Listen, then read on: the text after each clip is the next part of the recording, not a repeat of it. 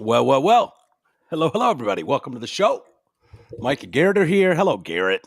Howdy. How are you, pal? Doing great today. The camera seems a little low on you. Does it? I can kind of There you go. Yeah, you're a tall guy. do a couple things. You're pretty tall. There you go. Yeah. There we go. That's more even. That's more level. Look at that framing. Have a good weekend? Yeah, I did. It was a little busy weekend. A lot of time with the family. Oh, yeah? Hot mom included? Hot mom included. Did you tell her I said hi? I did. I always do. What did she say? Hello, Mike. Fuck, that's Just it? like Jerry from the Jacks. No, All I got was hello. All I got was a stupid hello. Nothing like, for now. What's he doing this weekend? Nothing? I'll let you know if she starts inquiring. I think we were a little busy with our plans already, so. Yeah, they didn't include me from 3,000 miles, 2,000 miles away. Hey, when we're out in your area, I'll let you know. Yeah, thank you. I appreciate that. Well, give her my best. All right, she did a good job, and I just mean that as a friend. Yeah. So what'd you guys do this weekend? Anything fun? I know. I'm sure you watched a lot of tackle ball. Oh, totally. I was watching so much football at the Renaissance Festival. Did you go to the Nerd Festival? Every year. You're like a mixture of Kadog, Easus. Like you're a conglomerate of people. I think that's why I fit with the fans. Is I'm just kind of filling in all your producer roles at once. Yeah. It is kind of nice, man. How was the what's it called? The festival, the Renaissance. Yeah. Did you dress the part? Oh, for sure. What'd you wear? I wasn't even like planning on going to the Renaissance Festival. I just had a costume in the back of my car. Of course. Who doesn't? Who doesn't travel with costume? A big cloak, big old hoods, got some little shiny stuff on it, and then I carried a staff around that I bought there. Yeah. Did you eat one of those disgusting giant? No. I will never get. I don't even know what animal that is. Like it's turkey leg, but I've seen the backs of those kitchens, and I just kind of avoid eating as much as possible there. Yeah. Do they do like reenactments? Yeah, they do a jousting. That's the big one. Jousting? Do they actually do real jousting, or is it like fake? No, it's real. I mean, obviously you're not going to kill someone, but no, they're all armored up, padded, everything like that. But it is actual. Hit the guy off the horse, knock him down.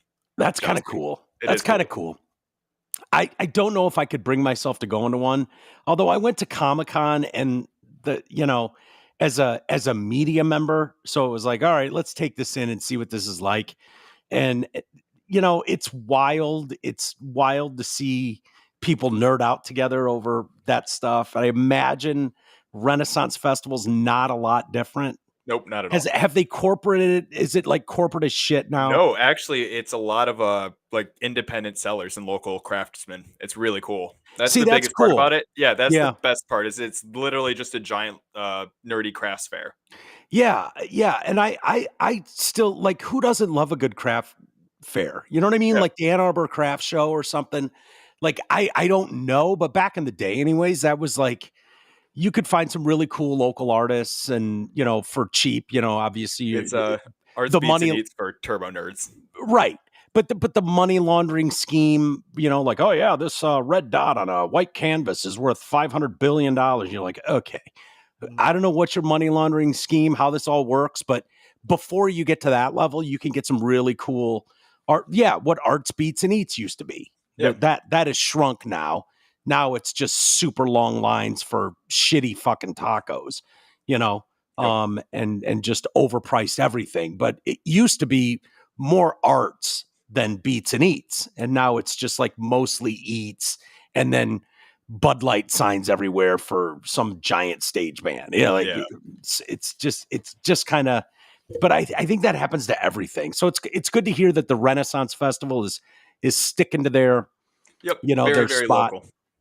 It's actually the sword I have behind me is like an actual hand forged. The guy can show me a video of how he made it and everything. It was made here in Michigan and stuff. Yeah. See, that's cool. That's why I love it. Yeah. It's very cool stuff. I did not spend my weekend doing that. I did some Lego. Cool. I did a little bit of that and watched some tackle ball, which was good and bad. Lions won, they, I know you don't care, but maybe if you're listening, saw the same thing, on the road in the conference, getting a win should have never been that close. Never been that close. I mean, they kicked the shit out of Kyler Murray, I mean, they didn't hit him, but they he couldn't do anything. Yeah. To have them linger around, I hope that's just early season shit. You go, okay, well, this league is all about stacking wins. I've said it for years and years on this show. You got to stack wins early because all teams are kind of figuring out what they're going to be. And if you blow a bunch of games early, now you're chasing, now you're wild card, now you're on the road when it matters. And so it's like, just win those games. Do I think Seattle's a 3-0 team? Do I think Pittsburgh is a 3-0 team? Even Kansas City. Kansas City should be 0-3. Yeah. And they're 3-0. Like, no, those teams are not. So, the Lions are just fine. 2-1, good place to be. My Niners lost in one of the most brutal losses I've ever seen. Played the Rams in a stadium in LA. It's just a joke. It's so corporate now. Like, the stadium is literally 75% 49er fans in LA, a team that won the Super Bowl 2 years ago with no fan base. It's just a joke. So these are home games for whoever goes into those stadiums.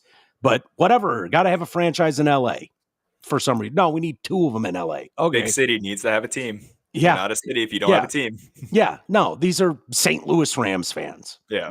So sticking them there. I mean, for Stafford, it's just got to be mind-boggling. He was on a fucking 0-16 team that sold out every game. Yeah. That literally fans there, like cheering for them with, everything they've got. I guess he was there because of the 0-16. But point being, he was on some really, really historically bad teams. Yeah. And he got city support throughout that whole time. Seeing the Chargers and the Rams or Las Vegas, it's embarrassing. It's embarrassing to see these. But yeah, got to have a team in LA. No, that's the San Diego Chargers, St. Louis Rams. It's just kind of silly. But the Niners, and it pains me because, you root for certain guys, especially if they came from Michigan State. They got local ties. Kid went to Eastern. Kid grew up in Farmington Hills or went to Country Day. And you're like, yeah, I'm pulling for that. Probably kid. interact with his family, It's like a local could be. thing. But you just, there's a little something extra there. It's your bias, like, hey, I'm pulling for this kid, that went to high school in the city I went to. It's dumb, and Ronnie Bell is that guy. Ronnie Bell was a receiver at Michigan. He had a good freshman year and then got hurt, broke his leg or blew his knee out or something. And he was never the same player. And so when the 49ers drafted him in the 7th round, usually you get to that 7th round, it's like no one gives a shit. These guys, most of them aren't even going to make the team. You've never heard of them anyways. But it's like, holy shit, Ronnie Brown. I remember Ronnie Brown from Michigan. And then he comes in his rookie year with the Niners and contributes. Oh. He's getting on the field. He's making plays. He has a few moments. You're like, holy shit. Is it, like, we never saw this the last few years of his career at Michigan. And, Nico Collins is another one who's killing it right now. Looks like a absolute superstar. And you're like, wow, I didn't see this at Michigan. I wish Greg was here right now. He could talk bounce more off a little bit more. Yeah, he could. Well, no.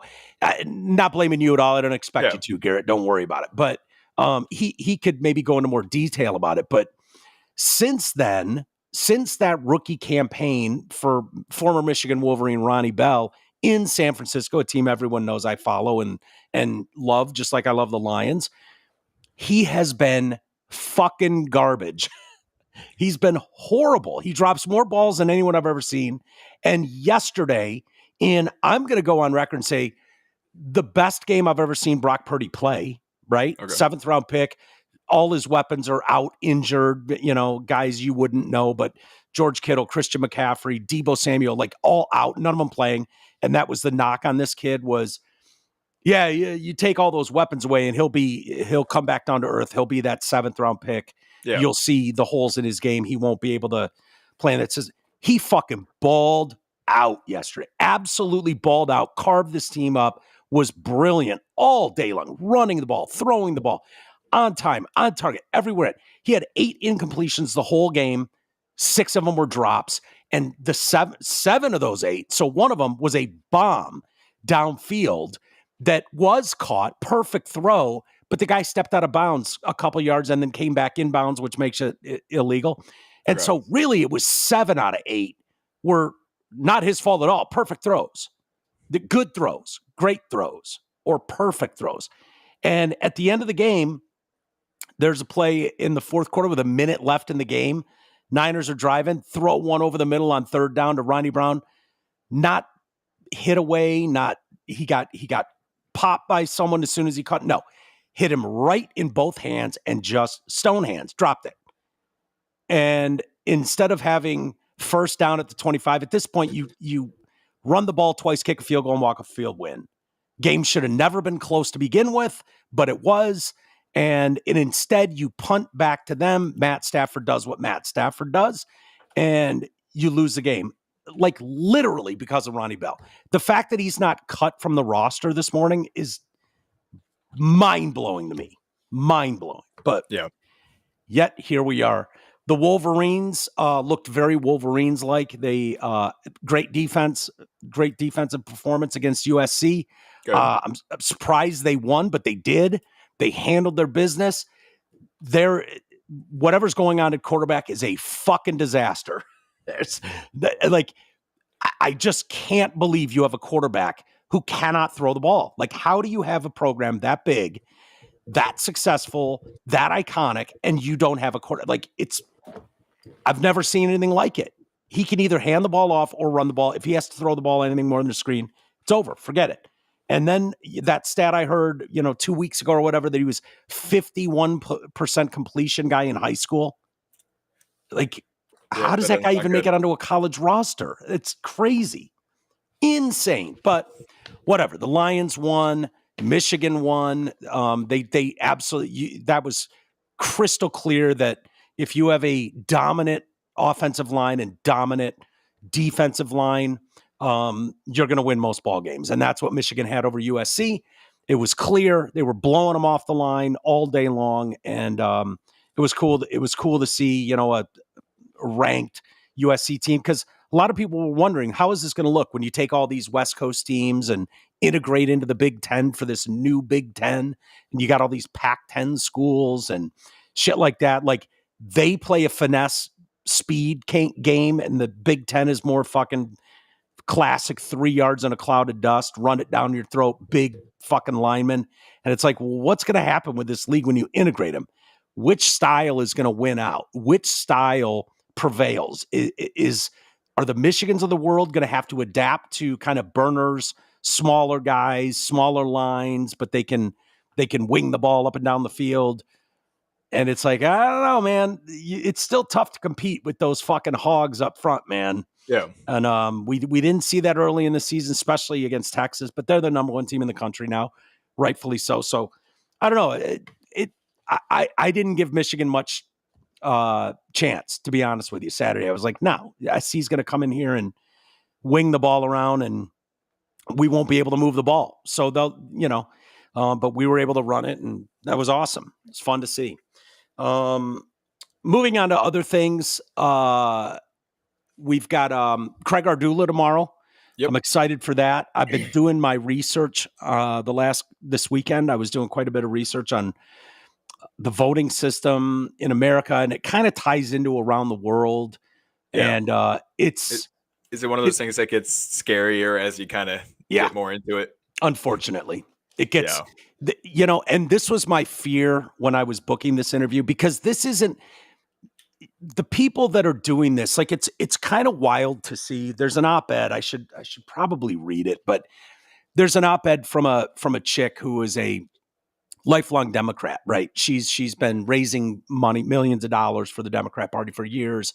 And she's like, holy fuck, I woke up and, especially after this latest DNC, and my party is bailed, and it's holy shit, what's going on, and goes into depth about it, about how they've left the working class behind. It's turned into this elitist, like that stat that Bobby Kennedy is trumpeting right now about 70% of the wealth in this country voted for Joe Biden last election, 30% voted for Donald Trump. Should scare some people that are classic liberals, classic Democrats. So many of them don't want to see that, don't want to believe it. think this is a winning game of identity politics, that kind of thing. Yeah. No, I find the liberal left seems to like tout that they want to bring up the lower class, but when they say lower class, they mean the disenfranchised college student, right? Not the actual lower class. Dude, it was funny. I watched a video over the weekend. Maybe it was Jubilee. Jubilee's been doing these, like, can 20 of X group take on one of the other side? And it's just kind of a roundtable debate. And it's mostly bullshit. It's mostly talking points. It's mostly garbage. It's Service mostly nobody listening to anybody and stuff. And that's really hard to do. If you're kind of stuck in your belief system, it's hard to hear stuff. But one thing that jumped off me, I watched one liberal college student take on 20 conservatives or Trump supporters or something. And the Trump supporters argument sucked too. So it wasn't like a win that way. No, they didn't really get the guy who was paying attention. They got the one they're eating cats and dogs. Yeah, or no, they got the caricature. Yeah. They got the dude, bro. The guy that's gonna fucking dress head to toe like Trump. Yeah. And he's gonna wear a MAGA hat and he knows all the bullet points, talking points. But watching the liberal, something else stood out to me, which was really kind of what I see as the overall problem, in that there was such an arrogance and smugness because he was well informed on the talking points. And it's like he's been conditioned, indoctrinated.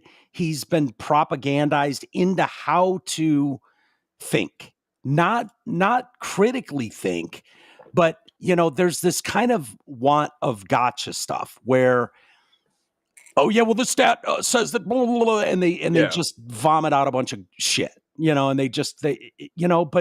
but it's like there's one thing that's never taken into account with these kind of elitist, snobbish, I go to university and I know, it's almost like there's been a magic trick to teach them how to debate or something. And kind of like they were indoctrinated through years of schooling, through government systems and government programming. There's like a smugness as they're thinking about their next attack line. And so, and I'm not giving the right a pass, because you got 20 conservatives and clearly some of them knew their talking points too. Yeah.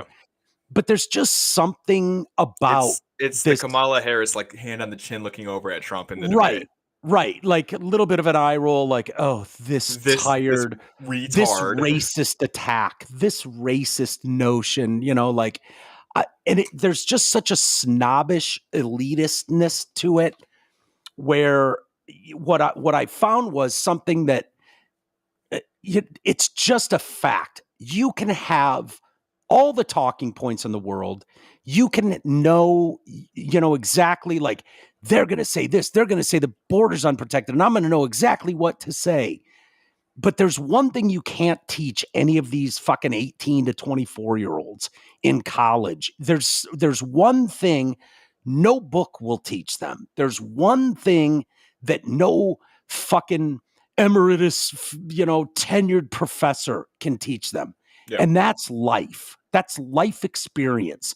That's maturity. That's something that's not teachable. And so there's a reason you want to program these kids. And it's like there's been such a shift into, not teaching people how to critically think, but how to, I don't know, just how to be propagandized properly or something. It's just fucking weird. And then they all have this, oh yeah, well, so-and-so said in his, book on this. And you're like, yeah, dude, one day you're going to fucking wake up and realize that no amount of reading is going to make up for the fact that you're 18.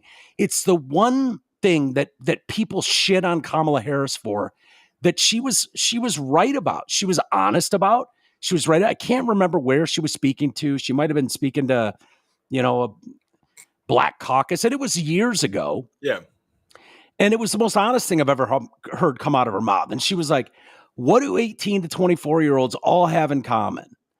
And the crowd's like, what? And she says, they're fucking dumb, y'all. They're stupid. They're just stupid. And people on the right will go, look at her. She doesn't think you're smart. And it's like, no. Exactly. She's right. It's not that look, people 18 to your age, 16 to your age are book smarter than any generation before them. They just are. They have way more access to information, to knowledge. They're much, like, I don't even think it's close in what I was able to learn. Like like you needed to be hungry. You needed to really pay attention in school, or you needed to go to the library and check out books and read them. And like, it just wasn't easy to obtain knowledge for generation after generation of people. These kids absolutely have that. So it's a gotcha point against Kamala. Like, look at how she really feels about the youth. No, she's not saying they're stupid. They're not stupid. In fact, they're smarter, book smarter than everybody, but it's an impossibility for an 18-year-old or a 16-year-old or a 22-year-old to have any more life experience than that. That's all that's possible, and there's nothing you can do to fix that. Nothing. Exactly. So it's the same argument for why I don't think kids should be transitioning. They're just fucking stupid. Exactly. They don't know any better. Exactly. And so when you have what I noticed when I was watching this kid, and trans comes up, and it's like, they know all the talking points about hateful rhetoric, and this is destructive to this, and this stat says that only this small percentage of people ever regret it, and blah blah blah blah blah blah blah. And I believe he believes that. I believe he believes that when you're 16, when you're 18, when you're 24, when you're 29, for the most part, a lot of us were really, really immature, still are. And we're really immature at those young ages. And we've talked about it before, but the most regrettable thing you did was, a lot of us have a tattoo that you could point to and go, yeah, I was legal age. There's nobody could stop me. And I know better. I know best. And now I have this fucking stupid, whatever on my ankle or on my back, or, like so many people in prior generations have that story. They all admit it was stupid. They all admit if had to do over again, wouldn't do that. And that's true of every generation. Every generation does countless things when you're learning your way that you're going to regret. And I was the most rebellious, the most crazy, the most reckless. So I get it. Thank God I had parents that were trying their best with a really rambunctious, rebellious, reckless fucking kid, trying their damnedest to, like, look, man, and I never believed them, never listened. But watching this kid make points, and it's like, okay, yeah, professors have given you all the proper talking points to further this statement. But the fact is, you're not going to believe this way in 20 years. You're not going to believe this way probably in 50. And maybe he's the next Ben Shapiro on the left, and he knows everything. But, to just say anyone who disagrees with this must be hateful, or they hate trans people, or they hate gay people, or they hate whatever, name the fucking slander, name the position. It just eliminates the conversation, the argument, because believe it or not, those people that you're claiming that about from your ivory towers, blasting anybody who doesn't agree wholeheartedly with you and jump on board, a lot of those people really do care about what happens to you. And we always had things in place in society like, no, we don't let a 12-year-old, a 16-year-old make a decision to get a double mastectomy because they claim to be a boy. Like, no, that's crazy shit. And, it's too bad. You can see it in real time when you watch some of these things. And I wouldn't recommend watching the Jubilee video that I watched. Like, it's just not worth it. You're not, they're everybody, including the 20 conservatives versus the one liberal. They all know their positions, and they're all going to sit there and just puke them. Yeah. They're just going to, it'd be the same thing if you went into a Twitter comment section anywhere. Right. Right. There's very little listening, and and look, man, we're hypocrites by our makeup. That's what we are. We're all guilty of it. We're all imperfect. Yeah. I know I'm just as guilty of it. I know I consciously make an effort to try to see both sides and try to cut through. And I can still say this is more ridiculous than anything I've ever heard, but at least I'm aware of it. I'm aware of what that other side is trying to say. It's frustrating. It's frustrating to watch, That's always my thing is I always have to remind people that humans have historically always been tribal. It's just how we are. It's how we're ingrained. It's in our DNA. Yeah. Yeah. It's tough. And you see, I think a broken media is so much to blame for so much of this shit. And it's unfortunately an industry that's been taken over by, lawyers and elitists across the board, in what used to be a kind of grimy blue collar world. Profession has now been taken over. I mean, unless you have a degree from Yale or Harvard, you're not really welcome in those discussions. And so it eliminates the little guy. It eliminates, the guy whose voice really needs the most elevation. And it leads to what we're seeing. But today I was going to say the good side to all this is that's where things like Channel 5 News and Tyler Olivieri, those little YouTube channels are actually starting to make big waves right now because people are kind of getting sick of the same retired talking points on everything. They want to see a guy go in there and talk to the people on the ground. Yeah. Yeah. Well, I kind of miss those days. I'm hopeful that more people are seeing through the shit, it's not lost on me how many people got tired of hearing, us bitch about COVID at the time. People would argue with me a lot off the air about, how necessary all this was, and coming from good places, not nasty, not being mean, but without proper investigative outlets to pick up the story and not just smear people, not just slander people, not just call half the people a threat to, the health of the rest. And we're losing our patience with them. Remember those comments? It was horrible. And, did we mention Steven Crowder's video on Thursday? Yes, we did. Was that the day it dropped? Yep. Yeah. So the New York City health advisor, Dr. Jay Varma, and, I tweeted out Thursday or Friday how this was getting no coverage, which just didn't make sense to me unless it was just ideological, that you were stuck in my side was the side that pushed this. And that encompasses the entire media landscape, all of them. And anybody that had a differing opinion was tinfoil hat, conspiracy theorist, anti-vax, anti-American, hated their neighbor, all that shit, right? It couldn't possibly be that they were, police guys, firemen, military, nurses that questioned, even just a little bit. Those people were fucking slaughtered, lost their jobs, record numbers in New York. And to watch this smug, creepy fucking weirdo bragging about doing Molly and having fucking sex part, fuck you, dude. Fuck you, you ego maniac.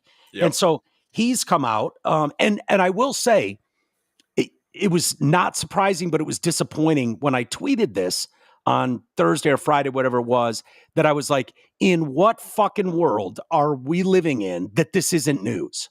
That world is brand new, and I don't want to live in it because this is fucking news, period. This guy bragging about having Molly parties and blah, blah, blah. And, you could just tell from his smugness that he was in control. Finally, he was in charge. He was the headshot. He was the fucking guy. And, this is how you need to treat these fucking minions. You need to force them and make it uncomfortable to force them to get this experimental vax, bullshit, man. No, that's not your fucking role, you weirdo, creep, pervert. It's a level of distrust that you should be really, really aware of, considering he was in charge of like the public health and safety Right. board. Right. Like his job is supposed to be your health. Right.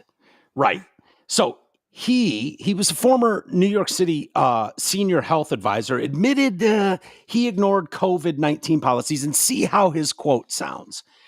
He insisted New Yorkers follow, during the pandemic. So he ignored the ones he wanted them all to follow, to tragic results. Thousands of businesses closed, workers fired, that's the number they brag about when they're talking about like, oh, look at all the jobs Joe Biden created. You mean when people went back to work? Like, it's insane. So Jay Varma, there is some news coverage.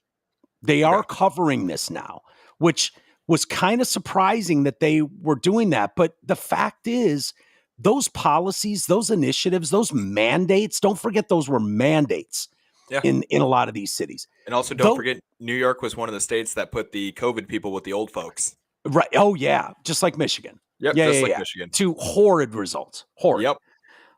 So many people wanted to turn that off and act like you were just some MAGA, anti-vaxxer, just slander, just bullshit. If you dared question it, they are covering a little bit, but the fact is those mandates and policies and restrictions, those applied to Democrats, Republicans, independents. It applied to all of them. Like you should want to hold these people accountable. You should want them to answer these questions that nobody in mainstream media asked. Nobody. Yeah. They all ran their press conferences with zero critical thinking. It was just like, listen to them. How dare you question anything? As if we haven't seen corruption run rampant at the highest levels of power forever. Like, this isn't new. Like, yeah, you should question these people. You should make them explain their fucking point, and it better make sense. Yeah. So a New York City council member wants Varma investigated after saying he attended sex parties and dance party at the height of the outbreak. While Varma wanted New Yorkers to be strict about social distancing, he's now admitting that he wasn't. Mea culpa came after he was caught on hidden video posted by conservative podcaster Steven Crowder. Again, they're always going to give him the tag of conservative, blah, blah, or right wing. I saw Christian. Yeah. And that's meant to be kind of a shot too. And what it does is it just triggers half the audience. Like, don't vote for the other team though. Like, you can stay on your politics. Don't read the rest of this article. Well, let's see if it's in here. I printed a couple stories, but I don't know. One of them, it was like Christian, blah, blah, blah, blah, blah. And you're like, oh, okay, I see what you did there. Yep. As if that's relevant to the argument. Can you imagine if every time some journalist put a thing out and they were like, new article by Christian conservative journalist, like, okay, he goes to church. I don't give a shit. Well, they can't do that. I will still watch Crowder. I don't watch Crowder all the time, but I watch Crowder sometimes. I like, he's allowed to be a Christian. That's good. Good for him. Like, why that's important to the article, I don't know. They don't do it because if they try to mark religion on every article that came out, they'd mostly be Jewish. Your anti-Semitic views are coming out. Like Kumi is showing. So, spokesman for Varma told CBS News New York that while he held the city post, he and his wife had a couple sex parties in a hotel with friends. Spokesman said his client participated in a dance party with a couple hundred people underneath the Wall Street Bank in June of 21. Yeah, I know. We saw him on camera saying it.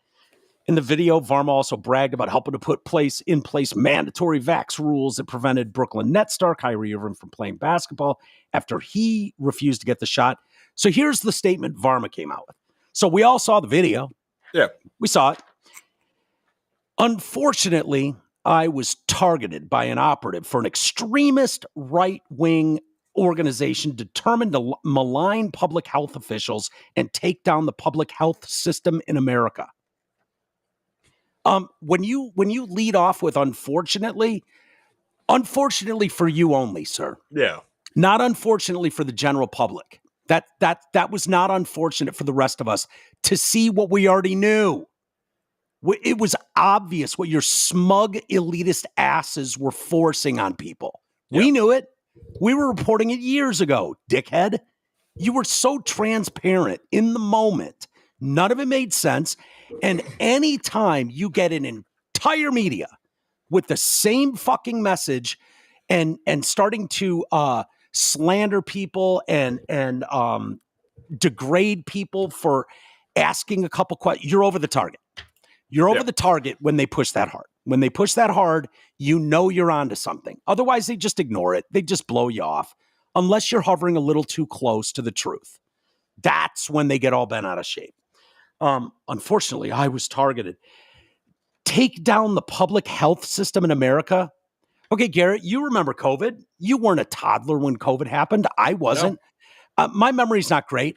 I don't remember anybody suggesting we tear down the public health system in America. No, not that I remember. I don't remember. I remember people asking some very pointed questions that went completely ignored and unanswered. I do remember that. I remember a lot of shadow banning. I remember a lot of banned accounts when people asked questions. I remember a lot of doctors losing their licenses. I remember a lot of middle-class people, employment going by the wayside. I remember a lot of the my body, my choice people quieting down. Yeah, not saying a whole lot of my body, my choice. That went out the window. So he continues. So literally no one ever said that.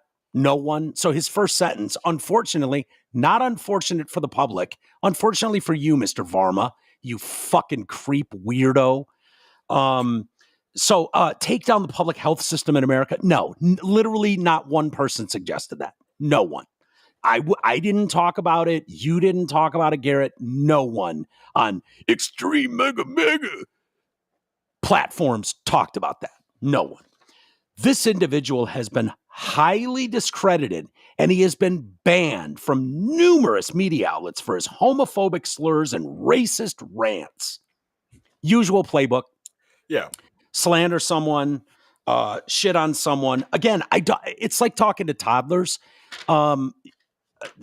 Being able to get that in print and not be laughed out of the fucking room. Even if you disagree with someone's, takes or whatever, doesn't make it wrong. No, doesn't make it wrong. He knows if you lost. Yeah. No. He knows he lost. Fine. He's thrown everything at Crowder, including the kitchen sink at this point. And for the record, for stupid people out there, slow people, or people that intentionally are going to pretend they don't understand this, jokes aren't racist. Yeah. Pointing out someone's garbage behavior, regardless of their skin color, isn't racist either, right? Yep. Thinking you're better than someone because of the color of your skin makes you racist, right?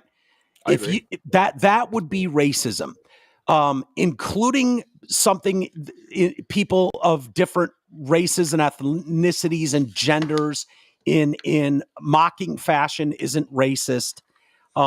We should be able to point out what a garbage human being Tyreek Hill is because of Tyreek's behavior. Exactly. That's why we're pointing that out. Not because we're racist, but because Tyreek Hill is a garbage human being. Yeah. This isn't rocket science. Sorry, I was trying not to make a racist joke right there. Yeah. Not because of his lack of a father figure. Yeah, or his 12 kids from 10 women. Yeah, yep. I know. Yeah, you could do the stereotypical thing. You could launch stereotypes. No, he's a garbage human being, and the reason I know that is because he continues to show us that he is a garbage human being. Does he run faster than everybody? Does he catch a ball gooder than most people? Yeah, those things can also be true. He is that. Would I want him on the Detroit Lions? Probably. Yeah. He's really good at playing tackle ball. He is. He's very fast. He catches balls good. Doesn't mean he's not a garbage human being. He's a garbage human being. Not because he's black, but because he's a garbage human being. Simple as that. So yeah, this individual's been highly discredited, banned from numerous media outlets, blah, blah, blah. Yeah, he was banned from a lot of those social media platforms. He was banned from those numerous media outlets and whatnot. He for trying to expose you mostly. Yeah. That's what he was banned for, doctor. He was banned for daring to question the obvious problemed narrative that you were spitting. That's what he was banned for, right? So he was trying to point out your corruption years ago. We were trying to point out people like you's corruption years ago, and that wasn't tolerated. So you had cover run for you, sir. That's why you feel comfortable making shit statements like this. It's like what happens when your cover's blown. In those private conversations that were secretly recorded, spliced, diced, and taken out of context, I referred to events that transpired 4 years ago. I served in City Hall between April of 2020 and May of 2021. During that time, I participated in 2 private gatherings.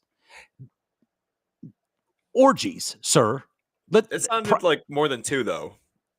Yeah, but one of them was right after he left that office. I think the 200+ person party under the bank at Wall Street that he was really proud of with everybody. I think he had left that position.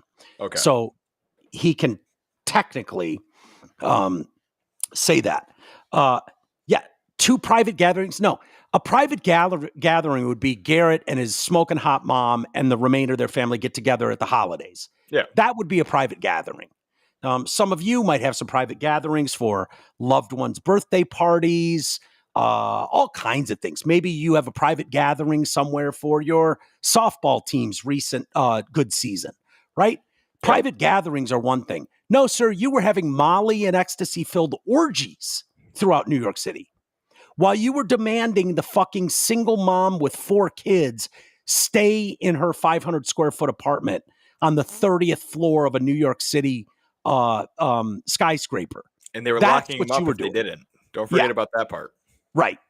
Under threat of arrest, and absolutely even worse than arrest is the public shaming. Yeah. The absolute, you made it so that other people, when someone saw you walking around a park without a mask on, they felt emboldened to film you and scream in your face. That's what you made people do. So going to jail for overnight for disobeying the laws and rules set out by Dr. Varma is one thing. That almost martyrs you. Having people under threat of being screamed at by their fucking neighbors in a public park, a public beach, was what your shit did, Dr. Varma. While you're having orgies, not private gatherings, orgies, 10-person orgies. So we facing the greatest public health crisis in a century.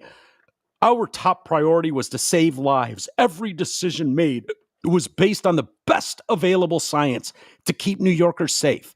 No, it was based on your version of the best available science, because I saw a lot of equally credible, in fact, more highly recognized and published doctors in this field saying something opposite, and they lost their licenses over it. Yep. So it was the best science that you wanted to push forward on behalf of Big Pharma. Sure seems like it. That's what it seems like, Dr. Varma. And I reject the extremist efforts to undermine the public's confidence in the need for and effectiveness of vaccines. No, sir, you single-handedly did that. You, in this power grab moment, in this money grab moment, you did that to society. Yep.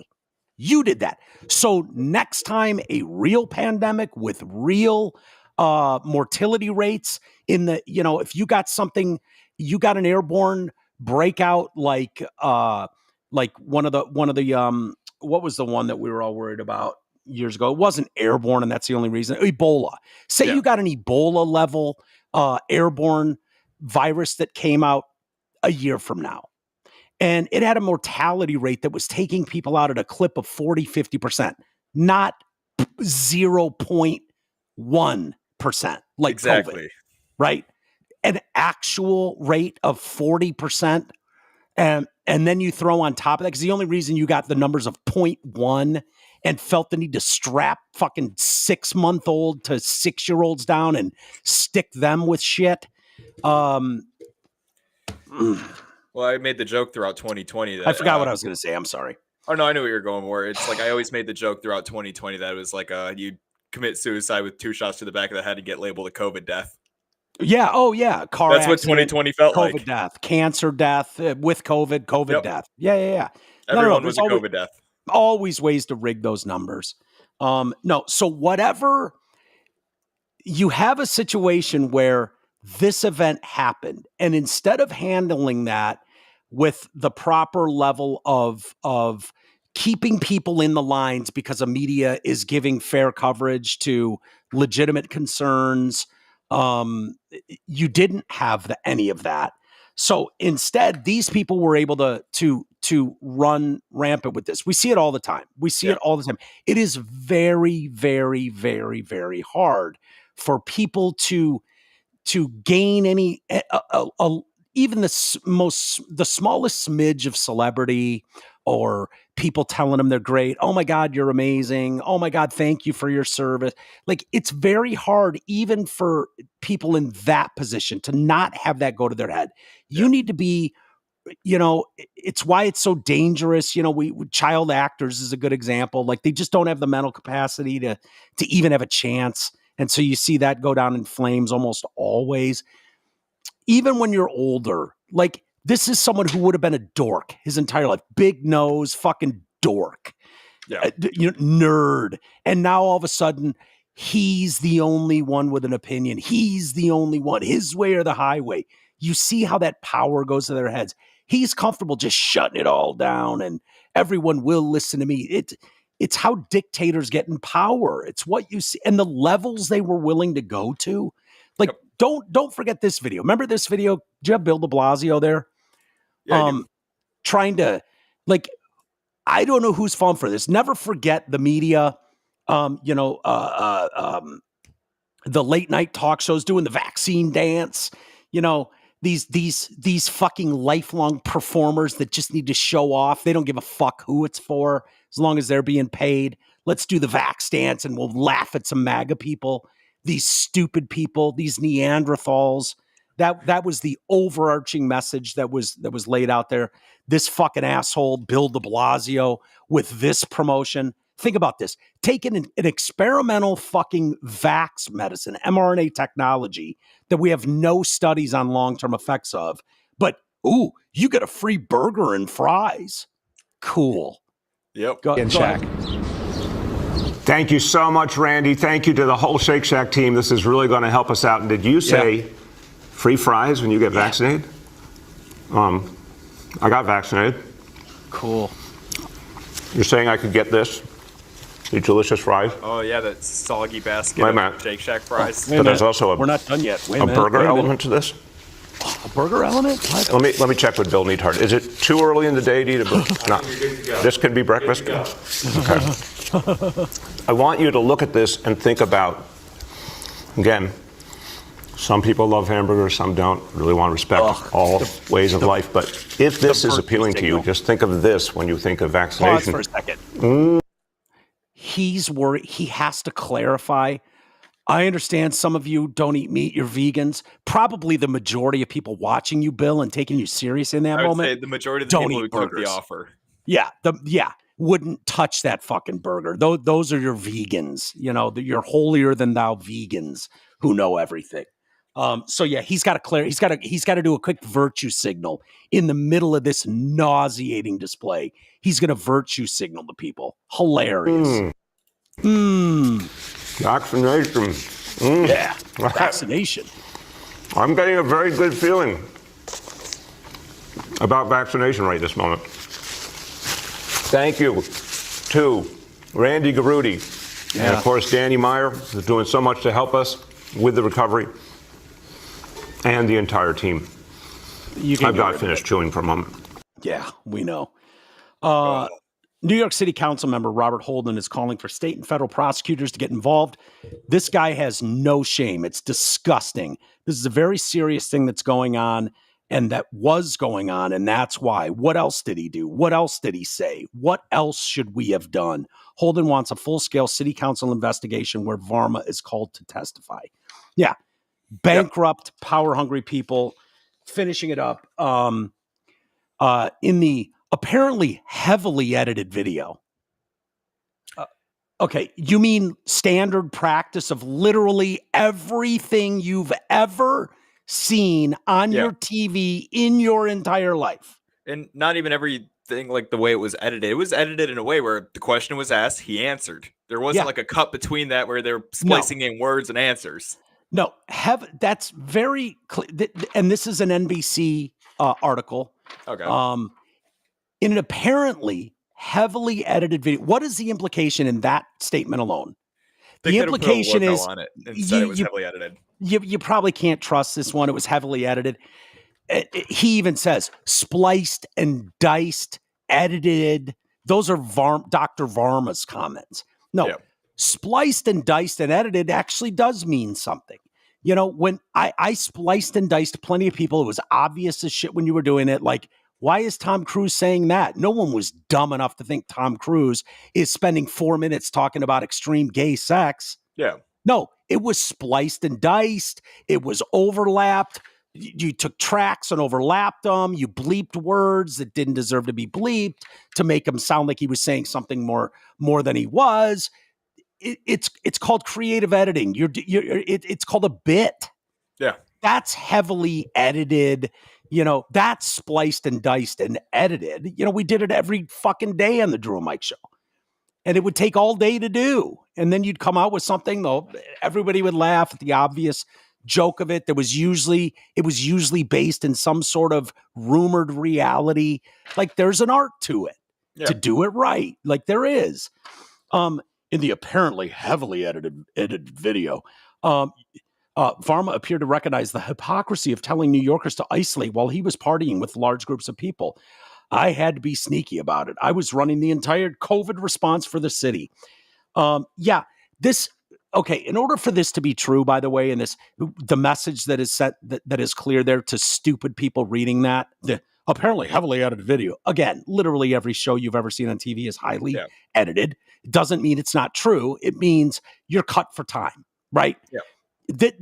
An investigative piece like this would take weeks, if not months. You would collect hours and hours and hours and hours of shitty conversations because someone doesn't just sit down at lunch hoping to fuck some chick and spill all this stuff. It's not how that works. You also notice while you're watching the video, every single clip had a date and time in the corner. So you would tell you what day they filmed that part and what time it was. Right. And could stuff be tampered with? Yeah, but I don't even think that's the claim. But it's just so absurd on its face that negates it. It's like it would be so ridiculous. You're probably too young to remember, but think about it in the context of going after Chris Hansen's To Catch a Predator series and claiming it was heavily edited. Well, no shit. Yeah, no shit. They got a half hour for a full day of a sting operation. And you know that the good doctor's words were true because otherwise his statement would come out and go, that is a complete fabrication of what I said. What I actually said, that is, and even if it was just taken out of context, I would have a problem with it. It goes back to my old argument of I hate all black people is something I would never say. And then you just take I hate all black people and throw that. Look what he said. It's like, well, technically the words came out of his mouth, but you kind of changed the context and the point to make a completely separate point, an argument. That's not. It's a bloodbath. Yeah, it's a bloodbath. Right. There's very fine people on both sides. You know what you're doing, and you're banking on people with their confirmation bias not doing any further look into it. If Crowder's video is heavily edited, then so is every Kamala Harris interview. Spliced and diced, heavily edited. Can't trust it. The problem I have is the media wording it that way. Again, he's got to have some argument, and for him to say that, you would expect these people to go because if Jay Varma, if the good doctor, had a real argument, he would make it. He would make it. It wouldn't be about but he's a racist. He's been canceled. He's said homophobic things. Oh, he made a joke about someone being a fag. So what? Yeah. So what? What are you, a fucking toddler? We're into the name calling thing. Besides, Crowder's allowed to be homophobic. He is gay.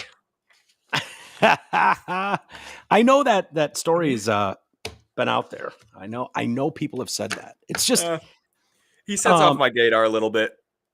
Yeah, it's a pretty good one too. And look, I'm not defending Crowder. I was talking to Landau off the air as soon as he started working with Steven, and by all accounts, and this isn't a crime, but Crowder sounds like a fucking asshole. Yeah. He just does. I've met him. He wasn't an outrageous prick, but he gave me prickish vibes. Yeah, he's not illegal to be an asshole, but it is what it is. He was kind of now when I met him, he told me he was having some back issues, so he couldn't stand. And I don't give a shit if he sits down and doesn't stand up to meet me. Like, who gives a shit? Yeah.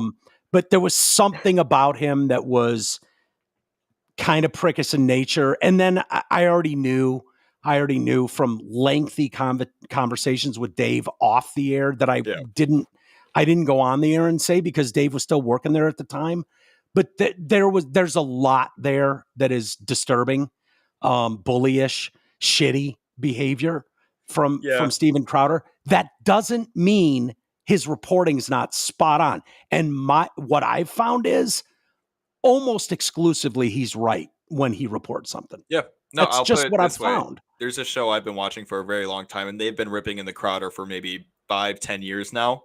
Yeah. They even came out and were like, no, he's 100% right, and this is good reporting. Like, we get this now. They made fun of him the whole time for ripping off O'Keefe, but they were like, he's not wrong. Yeah, and there's nothing wrong with that. That kind of journalism shouldn't be necessary. You should be able to hold these people to account just with your landscape media, but since they refuse to do their job on any level ever, you're stuck doing some of this stuff. Crowder, everybody's ripping Crowder off now for his Change My Mind segment. Yeah. There are shitloads. It's a great segment. A good segment is a good segment. Change My Mind is a great fucking segment. It is. So the fact that Charlie Kirk's doing one and this group's doing one, and I'm sure people on the left are doing a good segment's a good segment. Yeah. Sorry. So, but it doesn't change the fact that Crowder, I give a lot of credit to, because he tells you where he's getting his information. You can choose to agree or disagree with his points, but he does bring receipts. He goes further than anyone I've ever seen. Yeah, that's respected. Anyone I've ever seen. It's hard. It's a lot of work. What's that? What about Alex Jones? Does Alex Jones bring? I don't watch enough of Alex. I don't watch a lot of his stuff, but every time he brings a story, he usually has a stack with it. Yeah. He's a crazy guy, though. Yeah, I you know what? Alex appears less crazy every minute of every day. Yeah. I'm walking a fine line. I get it from a lot of people. I know there's people that don't listen right now anymore because they don't want to. My brother doesn't want to, he's just fine going through life, enjoying football on Sundays. And, I'm taking care of what I can take care of. And I can't, I get it. It's stressful. It's stressful to pay attention and to try to do your best to parse through the bullshit, but it's having real world consequences on the rest of us. I almost feel like you're in one of those bad relationships where you just want to help them out of a situation, but you can't control them. You can't do it. Yep. Yeah. It's exactly like that. It's almost like being in an abusive relationship. And if you're in a really, really abusive relationship and you think I'll just shut up and go along to get along, that'll get you so far. But if you don't address that issue, it's going to keep growing. It's going to get worse. It's just going to get worse. That's, very few people are going to have a light bulb moment and realize, oh my God, I'm not being reasonable ever. That's not usually how that goes. I've talked to my sister a lot about this because she's got a master's in this clinical psychology-ish shit that goes way over my head. Yeah. But you can point to reasons for people's behavior and reactions to things. And it's some of those things when you find yourself in abusive situations, they're not they're the hardest ones to fix because it requires a level of, admission to there being a problem, kind of like an alcoholic. And just like all we were saying earlier, we're so tribal as a people. It's like you don't want to admit you're wrong. Right. So that's why you get your Jubilee videos. I had an ex that was like that, and it was just like, I can't do this. And when you're young, you put up with a lot more shit than I ever would now. Yeah. But just like next level delusional, like, holy shit, this can't, like, you can't be in this. You just can't be in this because it's just, I'm sure a lot of people know what that's like, but if those people never admit to being the problem, they'll just have toxic shit everywhere they go. And that'll never change, until there's some real fucking work done to figure out. That's kind of where this show feels like is like I'm kind of trying to get the news out. Like, everybody pay attention to this. It's going to be important soon. Yeah, and nobody wants to listen. Yeah. Did you see the would-be assassin Ryan Wesley Ruth? We got to see his manifesto. Oh boy. Or his letter. Did you see that? No, I didn't. It's I'll read it to you. And it's kind of crazy. The trans chick that did shoot up that school, killed 3 kindergartners and 3 teachers, I believe. They didn't let that manifesto out. And do you remember what the reasoning was for that, Garrett? Wasn't a public safety thing? Yeah, they didn't want copycats. The public can't handle it. And so it took FOIA requests. Again, Steven Crowder did a lot of fucking work and had, the good thing on a show that big is tips come in. So believe me, there are people inside the Department of Corrections, whatever, in Tennessee, Federal Bureau. I think that was in Tennessee, right? That were sending him tips and leading him down a path as to why. But I believe that was to not endanger trans people and fear of copycats or something along those lines. It's crazy how the Department of Justice doesn't have that same standard when it comes to this one. I think both should be released, but I mean, if that's the standard you're going to set, then set the fucking standard. Yeah. So Ryan Wesley Routh, who's a literal dipshit. I mean, if you want the case study on someone ginned up to believe everything the mainstream media is telling him, this is your dude. As I've been calling him, Jason Bourne yesterday. That's what I call it. That's how stupid this fuck is. Yeah. This is a battle between good and evil. Okay. Ukraine is about bad and good, and we know the difference between good and bad. We need to all be on the ground fighting for Ukraine. Like this infantile idea of what's really going on in the world. So Jason Bourne yesterday is what I call him. I think it makes sense. You may know him as Ryan Ruth, and he's a dipshit. He thinks he's going to show up to a war zone.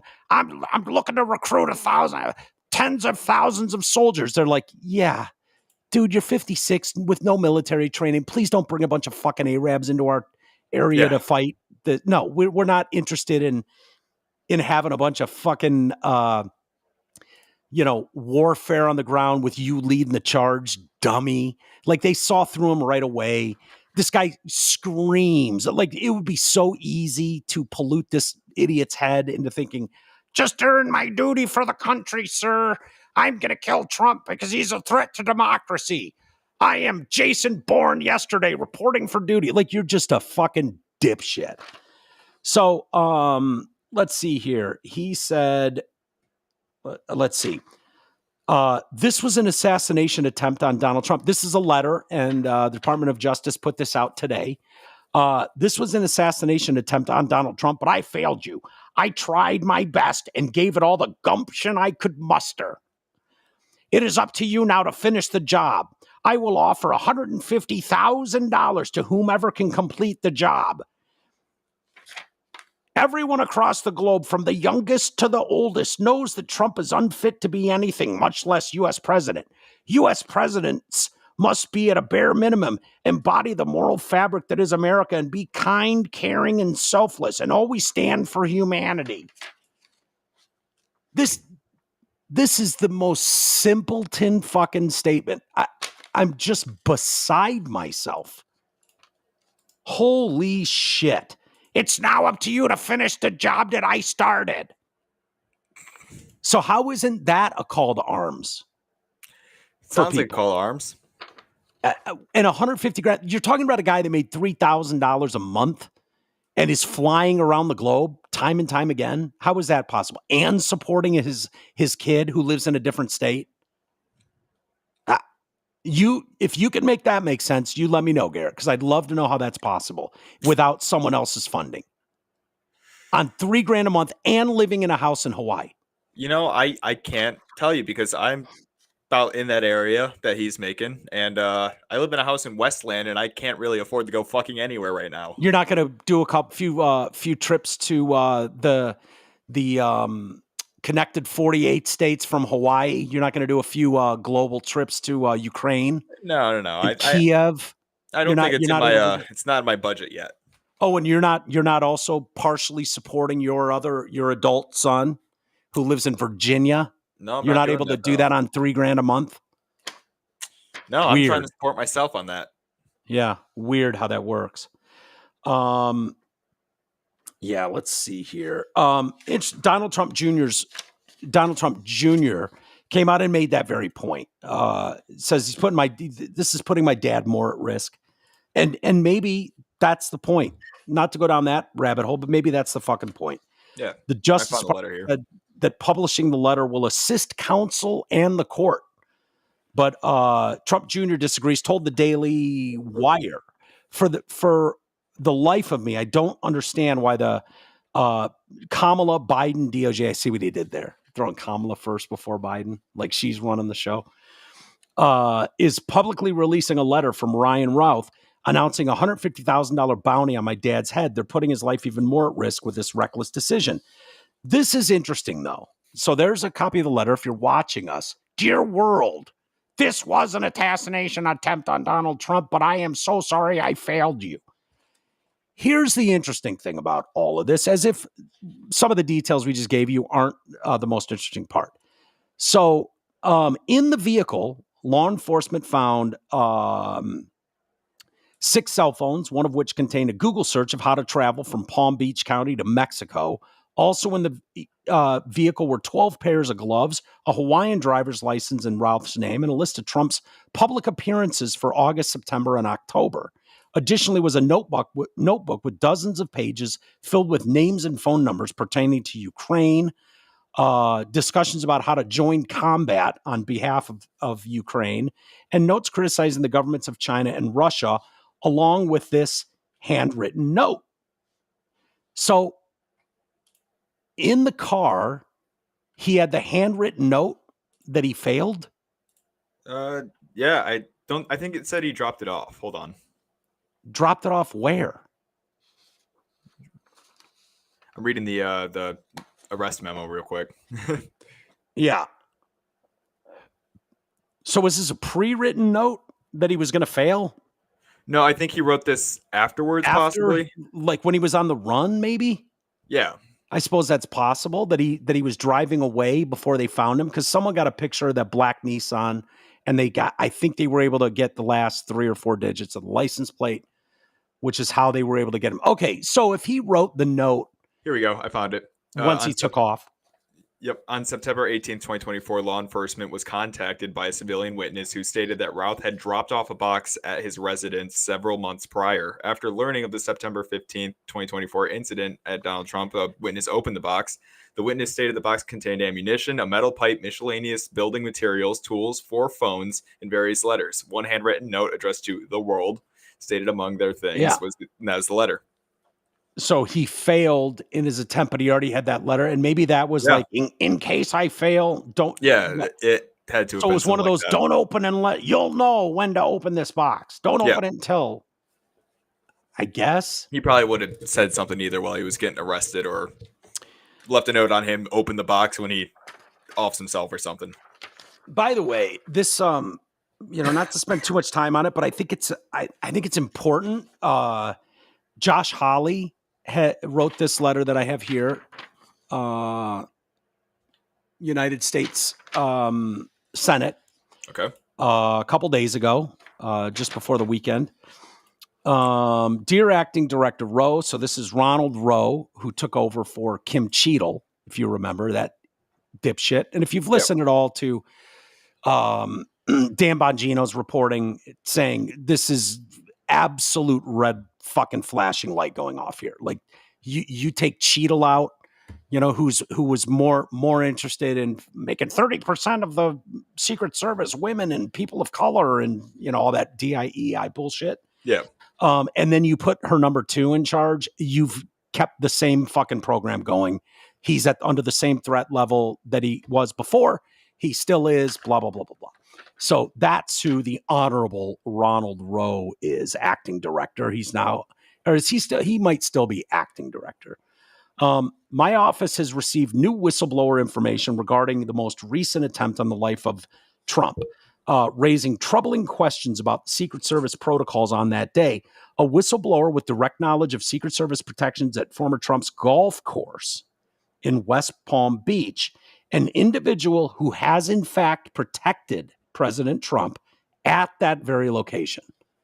So that sounds like a whistleblower that might know what the fuck they're talking about. Yeah. This whistleblower alleges that there are known vulnerabilities in the fence line surrounding the course, places that offer a clear line of sight to the former president and others playing the course. As a result, the whistleblower alleges it has been Secret Service protocol, not suggestion, not if we can, we'll do our damnedest, protocol to post up agents at these vulnerable spots when Trump visits the course. That apparently did not happen on September 15. Instead, the gunman was permitted to remain along and near the fence line for some 12 hours. The reality is that the would-be assassin should never have been able to linger around the course that long undetected. Yep. So to break that down completely into lay terms is and why that's important that they would know. So there's all kinds of spots. Yeah, there's where he's hanging out. Those are that's the backpack and the gun. Little, yep. Yeah. That's his whole little hangout right there with the fence line. So I again, not to give Dan Bongino too much credit, but he's talked about, these things. And he tells a story about being on Hillary Clinton's detail at one point. And it was an event, and they were doing their, due diligence, looking for any sort of vulnerability at all, sightline issue, anything like that at all. That was going to be like, here's the stage. Here's where this psycho devil woman is going to be set up speaking to the public. What are they? And they found one spot where it was like, I got the impression it was like an apartment building of some sort, and they couldn't get into this spot and cover this window, which left a spot that someone could, in theory, put a gun through and have a clear vision, clear sight line. And if something nefarious were to go on, they would, in that one spot, we're not going to be able to have a body there. And so he had someone run up to the hardware store and buy some of that fake snow, the spray can snow, and went up and just went and painted it. Yeah. So that you didn't just have the easy, like, okay, we're not going to make this perfect, but we're going to make it fucking difficult. Somebody would have to clean that little spot off if they wanted to get a line of sight. Right. It would be something noticeable. I like so that. So that's the kind of level you're talking about with these types of operations, where you're looking for any hole. So why that's relevant and why that's important in this instance is that golf course is a place Trump plays all the time. He has a history of playing a handful of courses over and over and over, and he owns it. He loves it there. He loves it in Palm Beach. It's Mar-a-Lago. It's his home. He plays there a lot. There's all kinds of photographers that get in that fence line and want to take pictures. If they can get some picture where Trump looks goofy or Trump looks fat or Trump like that's a sellable picture. They want to get that one. Look at this idiot. He duffed the shot. Like, they're desperate to get that picture. And so there are known spots along that fence line where that would be a known vulnerability. Someone with a direct sight line to get a picture. Yeah. That would also include a fucking rifle barrel. And This time so it did. to not have anyone for 12 hours on those known vulnerabilities almost seems like it was done purposefully. Like you purposely didn't post someone up there. You didn't have someone even doing random checks where you go, you know what, once an hour we walk by there to make sure no shenanigans were going on in this area. That's a known vulnerability. Or That's they a didn't known spot. Change the fence out there a little bit so that there wouldn't be a way for somebody to see through unless they change it back. Right. It's like Dan Bambino with the spray snow. And maybe that's precisely why, it's always seemed like kind of a miracle to me that they're off there and saw a barrel coming through the bush.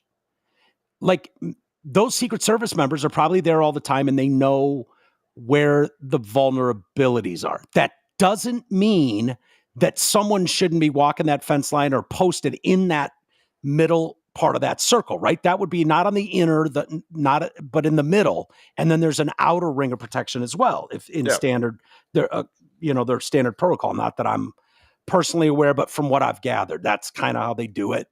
And someone would have been in that middle, 300 to 500 yard range. And, that's probably makes more sense as to why this Secret Service agent was able to spot something that would have been what? How big in diameter is a fucking an SKS AR-15 barrel? An inch and a half? Not even. Yeah. So to see that sticking out in a width of, a gun barrel inch and a half or something, would be really almost impossible to do. And unless you were looking at something like that, but it doesn't explain why command operations wouldn't have something in place along those spots. I don't know where this goes, but it almost sounds like someone was told to stand down. Don't worry about this. Don't worry about that. If a whistleblower is coming out that has worked on that detail at that location and is coming forward and saying, we know where the potential hot spots are. We know. And there's protocol for that. And then to have that not on the one day and you find out it was a last minute decision to go out there. How does this fucking clown from Hawaii end up in Florida on the day? Boy, his luck is amazing. Yeah, he just happened to fly over there and be at the golf course in the right spot with a gun. Yeah. Which I don't think he could fly with, which means he procured a gun somewhere in Florida. Not too hard to do, but he had to have been traveling with cash or something. Yeah. Yeah. Too bad. Whoever wants this to go down the way it appears that it's going to go down, and I don't think they're done. No. I've said for a long time now, I don't think there's any way they'll let him get back in that White House anyways. So however they need to do that, whether that's an election rigging, and we'll get into great detail about some of that shit tomorrow with Craig Ardula. Really looking forward to that. I think it's going to be insightful for a lot of people. I understand that not many people will see it. No one will share it. No one will comment on it. But you can take comfort in knowing that you'll be at least mildly informed on this. Yep. And that's, good enough for me. This part of the show, thank you, Garrett. I was getting ready for it, actually. Is brought to you by Deer Lake Athletic Club. Deer Lake Athletic Club offers a full gym, fitness classes, 3 pools, swim lessons, tennis, pickleball. I'm reading the wrong one anyways. Hold on. He's got another one that he wanted me to mention. It's Monday. Yeah. Hold on. Let me make sure I got this right. I got to type this up. Deer Lake Athletic Club offers a full gym, fitness classes, 3 pools, swim lessons, tennis, pickleball, and more. The Backcourt restaurant inside Deer Lake Athletic Club has weekly specials like that Taco Tuesday. Oh, yeah. Kids meals for $5 on Thursdays, live entertainment on Fridays, and says kids meals for $5 on Thursdays. Do you realize, dude, this weekend I was running to Taco Bell really quick, and I asked the warden if she wanted something. And she's like, yeah, get me a burrito supreme and a nacho Bel Grande, right? They're stupid nachos with The Belgrande just has a squirt of fucking sour cream and a couple tomatoes. Used to be about $2. $2. Over $15 for a burrito supreme and a fucking nachos Belgrande. No, $5 kids meal is insane. It's insane. That deal alone should get you there on a Thursday. Yeah. Live entertainment on Fridays and Saturdays. And now we're open on Sundays at 10 a.m. for breakfast and football, tackle ball all day. Book your holiday party before December 1st in our banquet center for a special offer. Call 248-625-8686 for more info. Stop in at 6167 White Lake Road in Clarkston or visit their website at deerlakeathletic.club.com. Not to be outdone, I should mention this part of the show also is brought to you by our insurance expert. He calls himself your insurance expert, but I'm going to say ours. Are you paying too much for health insurance? Are you uninsured? Health insurance can be confusing. You're damn right it can. Nick Matthews from Your Insurance Expert is an expert in health insurance, life insurance, and Medicare supplements so that you don't have to be. Call Nick Matthews at 248-914-1173. It's 248-914-1173. And thank you to them for their support. It's much appreciated. Did you see over the weekend, Usher? Something happened to his Twitter. His Twitter is hacked, man. It's just hacked. Now, Usher was under the tutelage of P. Diddy, which is why it's relevant. When he was young, right? It was kind of a mentor situation. Yep, I believe he was the big mentor for Diddy in the early days. For Usher. Yep. So Diddy was Usher's mentor, and I believe he was the producer on his first album. People are skeptical of Usher's Twitter account. His full Twitter account has been temporarily deleted shortly after the arrest of Diddy. So I've heard of a lot of hacks. Famously, people get caught, getting their dick sucked, and oh my God, I was hacked. Yeah, this is going to get so much worse, dude. Every fucking sleazeball out there is going to be able to go, I don't know, man, it's AI. I don't know what to tell you. No, because I'm hearing that there's credible reports that Diddy and his girl at the time were hooking up with another record producer power couple. And it's possible Jay-Z and Beyonce. Ooh. That's where a lot of people are leaning, and a lot of the evidence is pointing to. Yeah, and you know what? Honestly, I don't have a problem with that. No, like if you want to be that couple and do your thing, knock yourself out, man. Yeah, it's the same thing I say with the trans community. Like you want to do you, dude. I hope you have a wonderful fucking life, ma'am. But you don't get to fucking creep into exclusively women's situations or sports, and you can't groom children. Like outside of that, whatever you do, man, you want to go to seedy fucking clubs in New York City and it's whatever, knock yourself out. Bill Maher is a fucking creep, but it's fine. Yeah, he can be. He's not married, no kids, and he loves to go to fuck clubs. Yep. Okay, good for Bill Maher. I don't give a shit. I don't care. I don't care that he doesn't publicly talk about it. Good for him. He can. He doesn't have to. I understand some people are going to stand on some moral throne and act like, oh my God. No, I totally appreciate that the world is filled with all kinds of fucking people that my moral throne for all that stuff really just kind of comes down to adults and consensual. Right. That's all I ask. That's all I ask. And so if Diddy and Jay-Z are getting it on Meek Mill style, or if it's just, what, I'll give you J-Lo and you give me fucking Beyonce, good. Consenting adults can do that. Yep. It's when you film them without their knowledge or when you drug them and rape them that I have a real problem, or beat the shit out of them. That's where or you blackmail all these people. But just being like, do you think like the majority of these people aren't like that? You're crazy. The majority of these fucking people are like that. Morally bankrupt, fucking running around, sticking their dick in everything that moves. Like they have way more chances to do it than you do, way more influence, way more power. Like it's common. So yeah, account got hacked and damn, y'all ran with it. See you tonight at the Intuit Dome. That's what he put out there. So all his shit disappeared. So like Ryan Routh, people were smart and grabbed his shit immediately. No, you're not going to be able to fucking bury his timeline. So we keep in mind, dude, if the FBI or the CIA, whoever the spooks behind that shit were able, or even Elon Musk able to comply and shut Ryan Routh's social media account down, we would not have known about all the Ukraine shit, him being a fucking absolute dipshit simpleton, elementary level understanding of situations. We wouldn't know any of that. Yeah. We got to see it, videos, clips, his comments, and see exactly what he was. And it paints a very clear picture about what he was watching and listening to get these perspectives. Usher's stuff disappears. Usually stuff shows up on someone's account, right? When they're hacked. Yeah. When they're hacked. Someone wrote something racist. They added. Usually it's not everything disappears. No, everything disappears. Like is someone trying to protect you, sir? Like that doesn't make any sense. Like if someone went on there and posted racist stuff, then you could go, I was hacked. Yeah. Someone posted all this shit about homosexuals that I do not believe. Like that's usually how someone adds something to your Twitter account. Usually hackers don't do you a favor. No.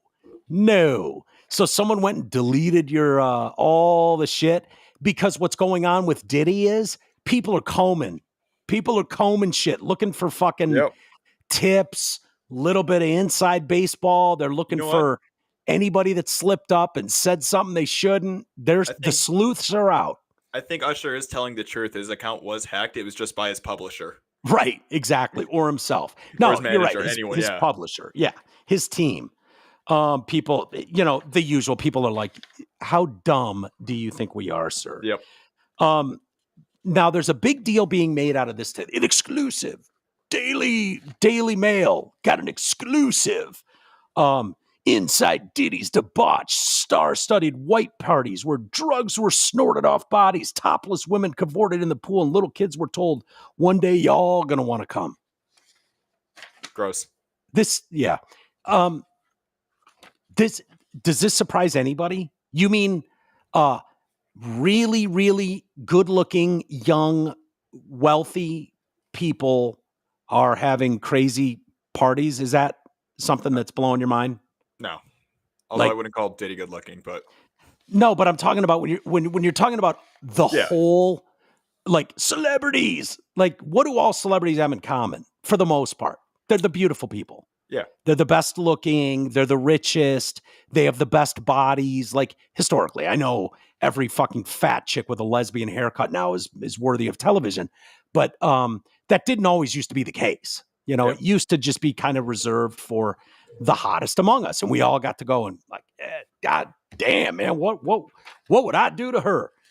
Eye candy, It's just the way the world worked when we were all honest with each other. Cause that's what people wanted to see. They wanted to see the fucking chick in the tighter clothes with the fucking hot ass and the perfect body. And, was it realistic that other girls were going to achieve that? No. There's 1% of the population that is blessed with that. Your moms of the world, right? Exactly. And, in fairness to the women, I mean, every guy had to look at Brad Pitt and all those fucking muscly up dudes. Yeah. And David Hasselhoff. Yeah, and Hasselhoff. But for the most part, those shows would work today. If you put what Baywatch today and you didn't make it like, a landscape, Colors by Benetton commercial, including a bunch of fucking whales on the beach trying to save people in a one piece, like, that wouldn't work. But if you just did it what you were doing before, where it's just like every guy watching this is going to want to fuck 90% of those girls. Yeah.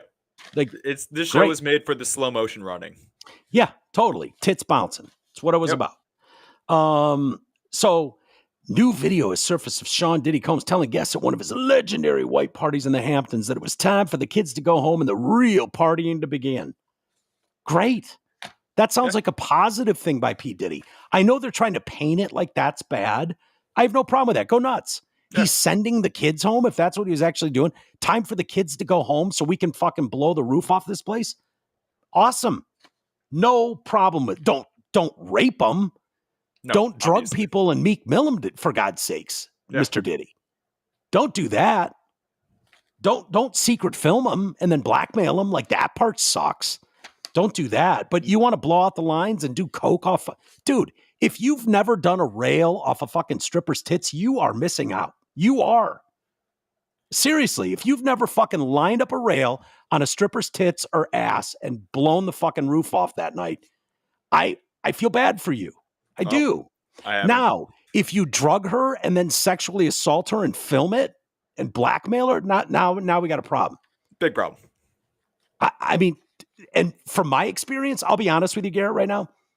As far as I can tell in my anecdotal research, strippers they love getting lines ripped off their tits. Like, seriously, if you fucking drop a line of blow on a stripper's tits and then snort it off. Well, yeah, they get the aftermath. They get free coke. Yeah, it's like they know you're not just going to do it yourself. You're going to share. Yeah. And they're up for a good time too. I've never seen one not have a great time with it. It's just, anecdotal as it may be. That's what the research has showed me. All arrows pointing in that direction. Sounds like an actual study was done. Yeah, it was my personal study. It doesn't mean I wanted to be Meek Milled to death, for God's sakes, afterwards. No. I didn't fucking want balls slapping on my ass cheeks. Did you Meek Mill them, though? No. Okay, making sure. I don't think so. No, okay. Never once. I've Meek Milled some of them, but it was all consensual. Okay, as long as it's consensual. There were definitely balls slapping on asses, but no, not unconsensually. Yeah. Kids have an hour left, and this thing turns into something that when you get older is something y'all gonna want to come to. So let's just start to get our groove on and put the kids away. It's all good. Diddy's name will be forever tarnished by the charges he now faces of sex assault, violence, kidnap, arson, possession of firearms, and the revelations of sexual freak-offs, which allegedly lasted days and saw participants, often sex workers, strippers is what they mean, because they're not getting random New York City hookers off the streets. No, these are high-priced bitches. They're getting the hookers that you fly in. Yeah, they're getting they're flying in from Atlanta. And they're getting the Deshaun Watson level girls. They're getting the Chuck Sheen ones, $25 grand a night ones. A lot of them too were male porn stars. Yeah. Which is a little interesting. Yeah, agreed. But they were freak-off parties. I mean, what did you think was going to happen at a freak-off party? Gotta have everybody. Yeah. So which that lasted for days, often with sex workers forced to rehydrate via IV drip in the aftermath. Celebrities clamored for an invite to Diddy's era-defining white parties held at his East Hampton home between 98 and 2009. I remember it. I was working at the show at the time, and you'd give anything to get an invite. All of us would have. Are you kidding me? It's the A-list of A-list parties, of course. This shows the glittering guest list, these images, a who's who of movie and music industry hall of fame, all of whom have remained silent since the music moguls were arrested in New York earlier this week. Among them, Jennifer Lopez. Well, she was engaged to him, married to him at one point. So Howard Stern, Kelly Osbourne, Aretha Franklin, Leonardo DiCaprio, Martha Stewart, Jay-Z and Beyonce, Mariah Carey, Nick Cannon, Tommy Lee and Pam Anderson, Kim Kardashian. Anybody who was anybody was there, and proudly so. Yeah, not a shock. Still, nothing illegal with having a party with a bunch of A-list top celebrities. It's a bragging spot to even be welcomed there. Put you on a list. You know what I mean? Half-naked girls cavort in the swimming pool, a tangle of limbs. They pour champagne into the open mouth of a male guest. Girls wearing only bikini bottoms kiss while champagne flows over their bare skin. Yeah. That's a party. What do you think the Playboy Mansion party looked like when I was there? Yeah. Any idea? I'll give you guys a few guesses as to what was going on there. I've got a couple retro Playboys upstairs. I can get an idea pretty quick. Yeah. And believe me, all of these people wanted to be invited to Hef's parties too. Yeah. Why? Because they were sitting around playing fucking Risk together, or because they were blowing the roof off with hottest chicks on earth, naked, walking around and hot tubbing and swimming together and getting shit-faced. Sounds like a horrible time. It wasn't, by the way. It was anything but a horrible time. And at that party, I've talked about it on this show, the guy tried to film me and my girlfriend at the time. No, he was just trying to get pictures of that sweet fanny pack. Yeah, shameless. Fucking smart ass. See what you did there. It was the Halloween party, dickhead. I was Sure. in costume. It was Uncle Sam doing my duty for the country. You're with no fucking pockets. No pockets in my pants. It's the only reason I had the fanny pack. All right, sure. And it was red. It matched the red, white, and blue outfit I was wearing. Okay. But, there was no shame there. It wasn't like there was some secret thing. Yeah. When I was in the one bedroom with Amy at the time, guy walked in and like shoulder camera, like the big thing, not a hidden camera, not wearing a camera in his glasses, not hidden in the corners. That would have been fucked up. But no, handheld camera. And I was like, get the fuck out of here, dude. No. He's like, dude, it's a Playboy party.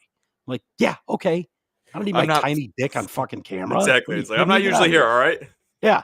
And then he came around the other door 10 minutes later and tried to sneak in that way to film. It was like, so yeah, completely out in the open, cameras, like filming the whole thing for posterity, whatever. Maybe Hef had a blackmail collection. I don't know.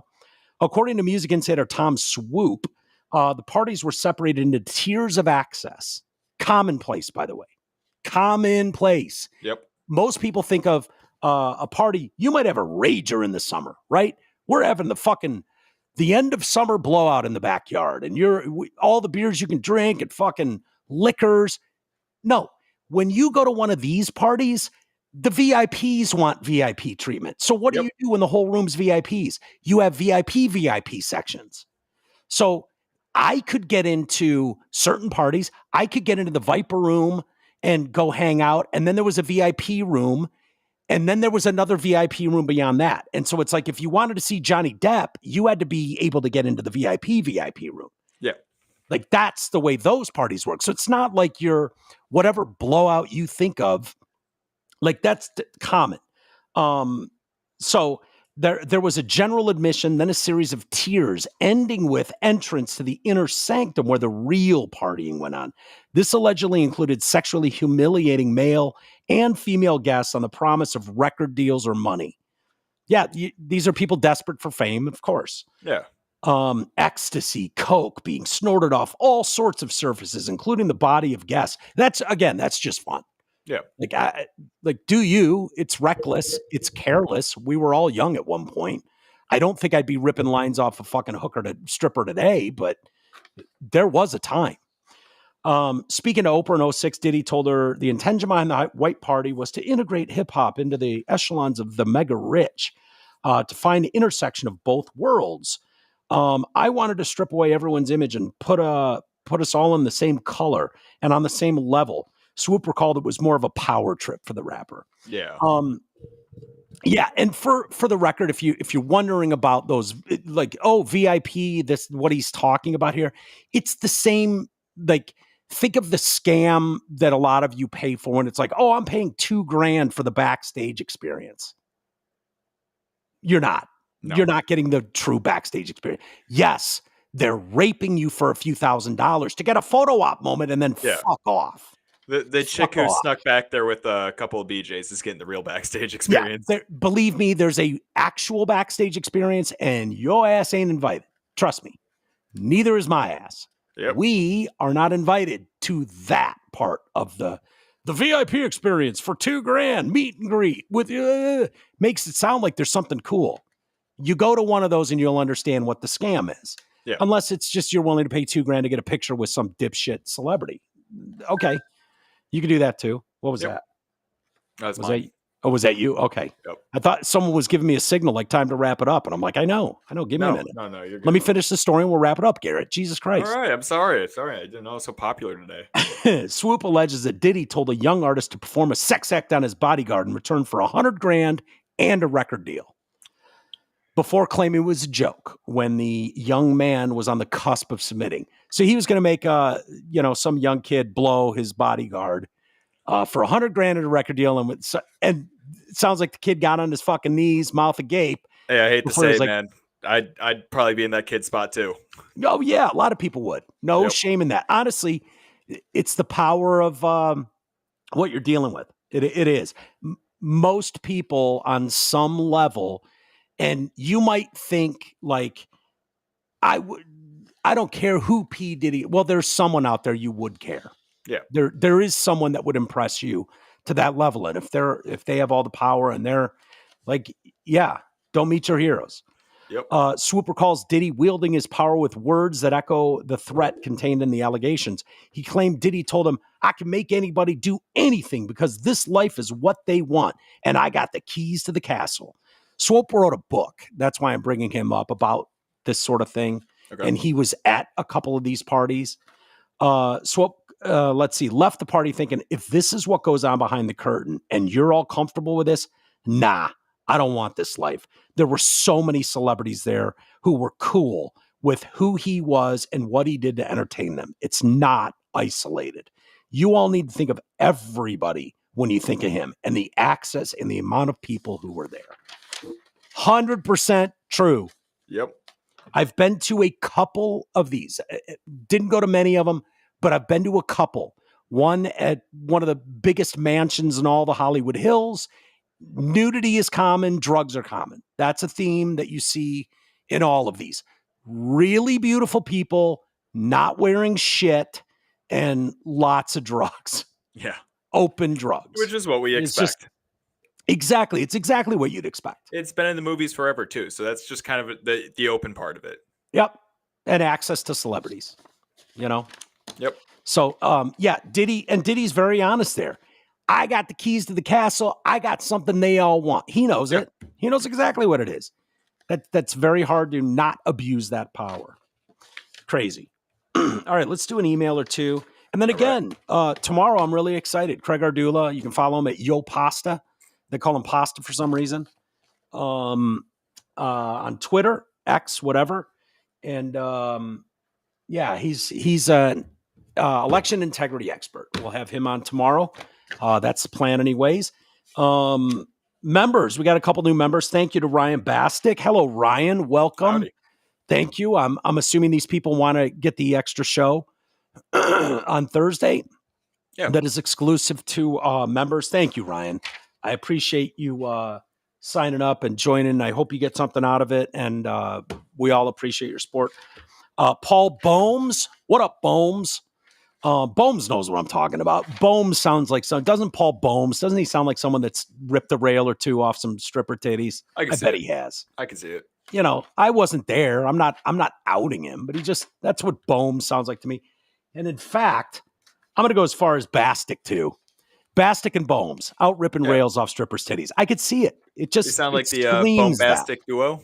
Yeah, exactly. The Bohms-Bastick duo. There you go. Yeah, dude. I mean, it writes itself. The Bohms-Bastick duo out fucking ripping rails off strippers' asses and titties. 100%. That's the kind of fans we got. Yeah, it's kind of people we're proud to have in our exclusive member area. Patreon.com/TDC podcast and get the extra show. All right. We'll do a couple of these. I know we've gone long, Garrett. Sorry to keep you. I'm sure you're getting hungry.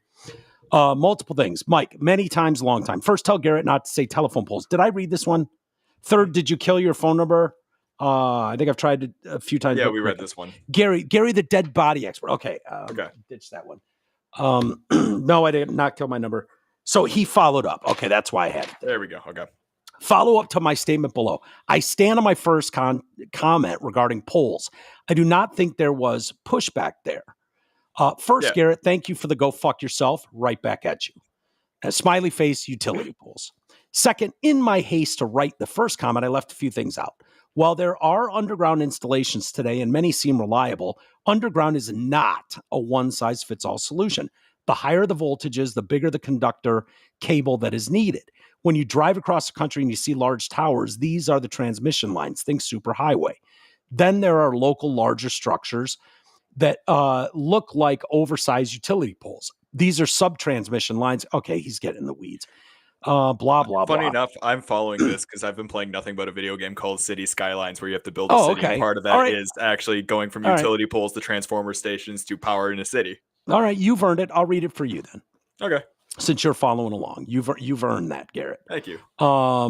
Let's see here. There are larger structures that look like oversized utility poles. These are sub-transmission lines. Think main road near your house. And then there are distribution poles that carry the lines on cross arms like you see in every community. Think neighborhood streets. The distribution level is the most common underground installs in new neighborhoods. The power demand, while higher today than in the past, is able to be managed during peak loading in regard to temperatures. When trying to use them for transmission level power, you have numerous challenges when peak loading occurs. Power does not travel in/on the lines like water in a hose. Electrical is a field around the line. The higher the voltage, the higher the field.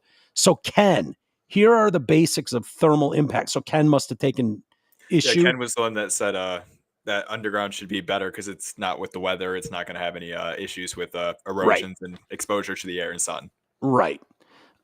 Ken, here are the basics of thermal impact. Heat creates expansion of the conductor. The jacket of the cable gets thicker and the higher the voltage. Likewise, the conductor gets larger the higher the voltage. Resistance on the lines creates heat as well. Now pay attention, Ken. Ken got his goat. Yep, Ken got his goat a little bit. Like Gary was out there shaking his goat out there and Ken fucking snatched it. That's what I'm picking up here. All right. This is Gary, the dead body expert. You better be careful, Ken. Yeah, he knows what a dead body looks like and how to really fuck with it. Yep. He's seen some grim shit. Now pay attention, Ken.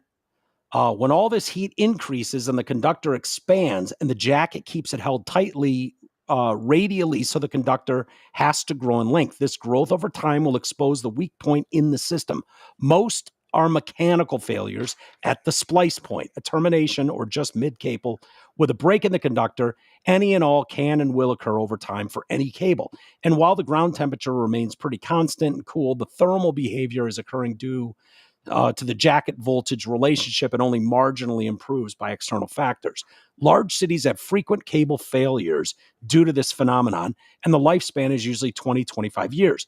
New overhead construction is expected to last 60 years. The cost of install underground is 2.5 times higher, far more costly to repair. If every line was underground, we would never have enough linemen to keep up with the repairs needed, let alone do the installations in the first place. California has a huge amount of underground power, and they have outages every day of the year. Yeah, I know. And half the time it's the city shutting it down on you. It's Gavin Newsom. California. We're shutting it down at 3:00 because of overload. Yeah. So it's. I don't think it's a fail thing. Maybe some of it is, Gary, but some of it is just. I mean, they would run shit in the middle of the afternoon saying, "Hey, at 3:00 your power's going out," and they would shut it off in certain areas to preserve power. Like it's a whole thing. So it's probably a mixture. I don't think it's fair to just say it's because they were buried underground.